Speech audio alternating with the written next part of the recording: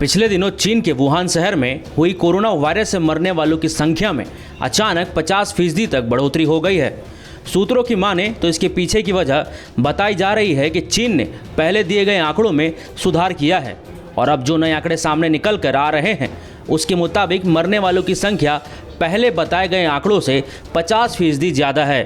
इसके बाद पूरी दुनिया एक बार फिर से चीन को शक के निगाह से देखने लगी है कि कहीं वो वास्तविक स्थिति बाकी दुनिया से छिपा तो नहीं रहा।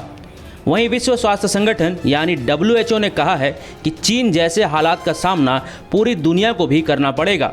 WHO का कहना है कि वुहान में दिसंबर के महीने में पहला मामला सामने आया था।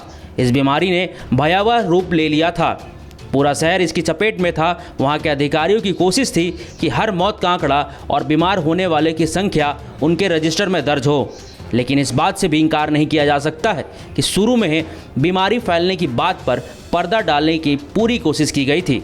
उन डॉक्टरों को भी सज़ा दी गई जो इस खतरे से आगाह कर रहे थे। इसके साथ ही जब ये बीमारी अपने चरम पर थी तो चीन की सरकार की ओर से जारी किए गए आंकड़ों पर भी सवाल उठ रहे थे, क्योंकि वो बार बार अपने आंकड़ों को इकट्ठा करने की प्रक्रिया में बदलाव कर रही थी। वहीं दूसरी ओर अमेरिकी राष्ट्रपति ने चीन को फटकार लगाई है और कहा है कि चीन में हकीकत में मरने वालों की संख्या कहीं भी ज़्यादा है। यह संख्या अमेरिका से भी ज़्यादा है। उन्होंने इस घटनाक्रम पर ट्वीट कर प्रतिक्रिया दी है।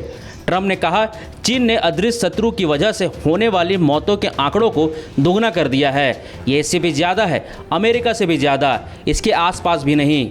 वहीं दूसरी ओर विश्व स्वास्थ्य संगठन का कहना है कि जब बीमारी फैलती है तो उस दौरान आंकड़ों को इकट्ठा करना अपने आप में एक चुनौती होती है, क्योंकि सभी केसों को पहचान करना भी मुश्किल होता है। WHO में कोरोना मामलों के देखरेख के लिए बनी विंग की अध्यक्ष मैरिया वैन ने कहा है कि वो मानती हैं कि बहुत से देशों को भी चीन की तरह अपने रिकॉर्ड में बदलाव करना पड़ेगा। क्या उन्होंने सभी केसों की पहचान कर ली होगी?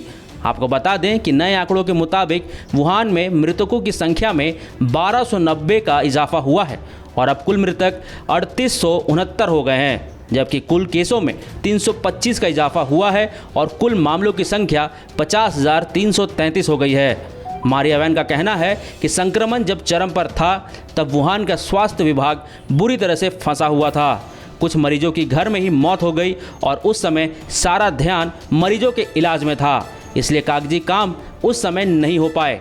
वहीं WHO के इमरजेंसी डायरेक्टर ने माइकल रेयान ने भी कहा है कि सभी देशों को इसका सामना करना पड़ेगा।